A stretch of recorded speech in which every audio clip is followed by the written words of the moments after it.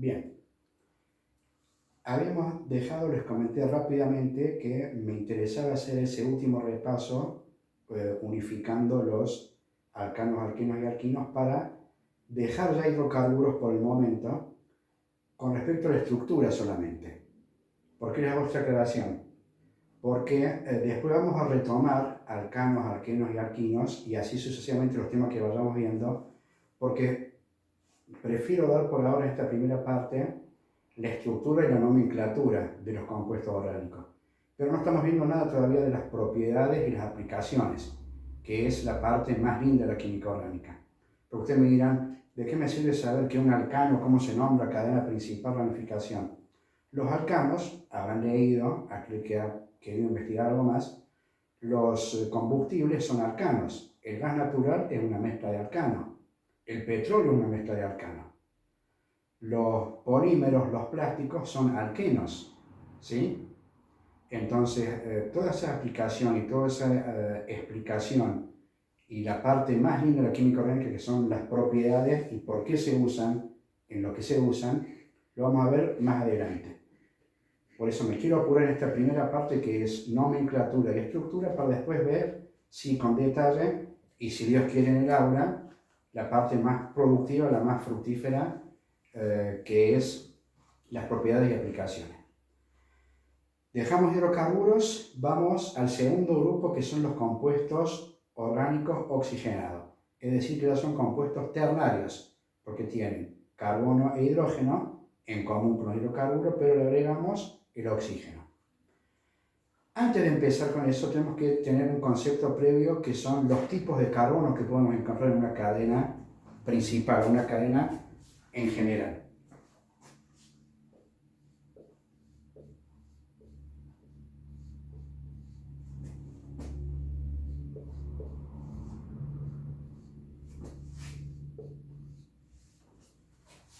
Supongamos esta estructura, supongamos, no es nada que les voy a pedir el nombre de la estructura por ahora, pero sí es fácil de identificar.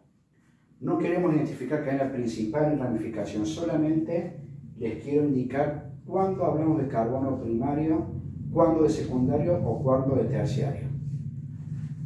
Un carbono primario no es este porque está al inicio de la cadena, o este porque está al principio, o este, o este. Un carbono primario se define como aquel carbono que está unido a un solo átomo de carbono. Este es un carbono primario, sí, porque está unido a un carbono. No porque está al principio, coincide que está al principio y es primario. Este carbono es un carbono secundario. ¿Por qué secundario? 1, 2. ¿Secundario? No, le erraron. Es carbono secundario porque está unido a 1, 2 carbonos. Este carbono es un carbono secundario también. Está unido a 1, 2 carbonos. Este carbono está unido a 1, 2, 3 carbonos. Este es un carbono terciario. ¿Queda claro más o menos? Entonces, no confundamos con la numeración que le ponemos nosotros al carbono cuando estamos buscando cadena principal, decimos que acá empieza la cadena y sigue para allá, por ejemplo, sino que el carbono primario, secundario, terciario hace referencia a cuántos átomos de carbono está unido ese átomo en particular.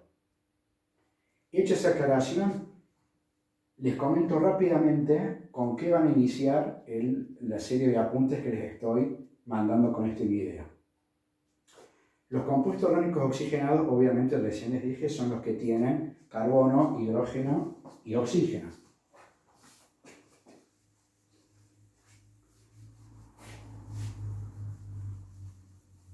Los compuestos orgánicos oxigenados más sencillos son los aldehídos y cetonas. Aldehídos y cetonas.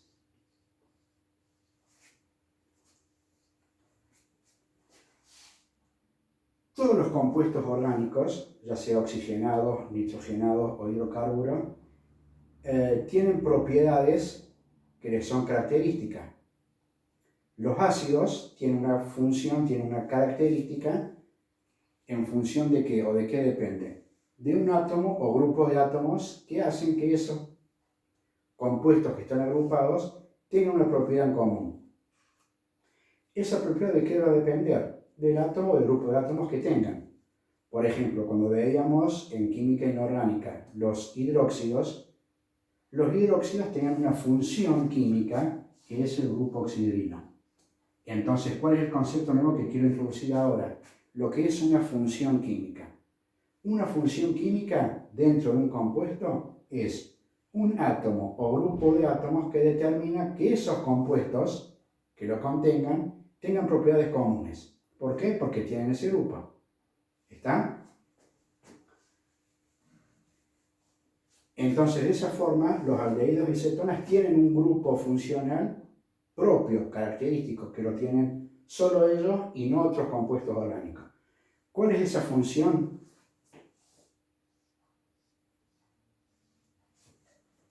El oxígeno unido por enlace doble a un carbono. Ese es el grupo carbonilo o función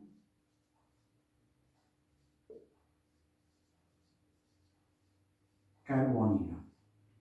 La función carbonilo entonces es un oxígeno unido por enlace doble a un átomo de carbono y lo presentan los aldehídos y cetonas. Ahora bien, ¿cuándo es aldehído y cuándo es cetona si la función química es la misma?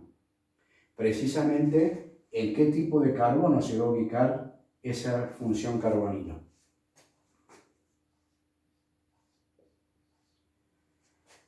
Si el grupo carbonilo está en un carbono primario, ¿sí?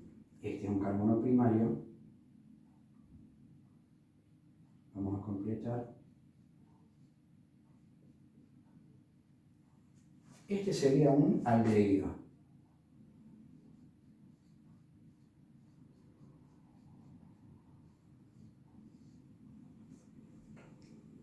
¿Qué va a pasar si, por ejemplo,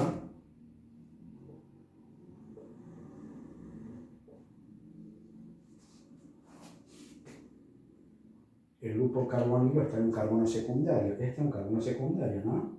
Tiene 1, 2, entonces esas dos valencias libres la ocupa el oxígeno con un enlace doble. Eso es una cetona.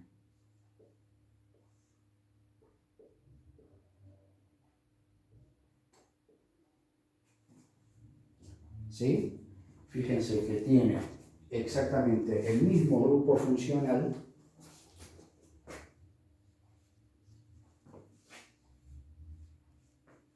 pero cuando está en un carbono primario es aldehído y cuando está en un carbono secundario es una cetona. A ver, practiquemos cómo sería el nombre. Los aldehídos, para nombrarlos, se cambia la terminación ano, ¿sí?, del alcano que le daría origen.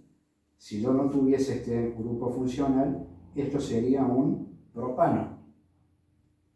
Metano, etano, propano. El propano tenía 3 átomos de carbono. Revisen los apuntes que se han sacado o en los videos, van a ver o recordar que el propano tiene 3 átomos de carbono. Entonces, si este es el propano y ese aldehído tiene 3 átomos de carbonos, en vez de propano se va a llamar propanal. Propanal. Se cambia la terminación ano por al de aldehído. ¿Sí? Y en el caso de la cetona, se reemplaza la terminación ano por ona. Eso sería una propanona.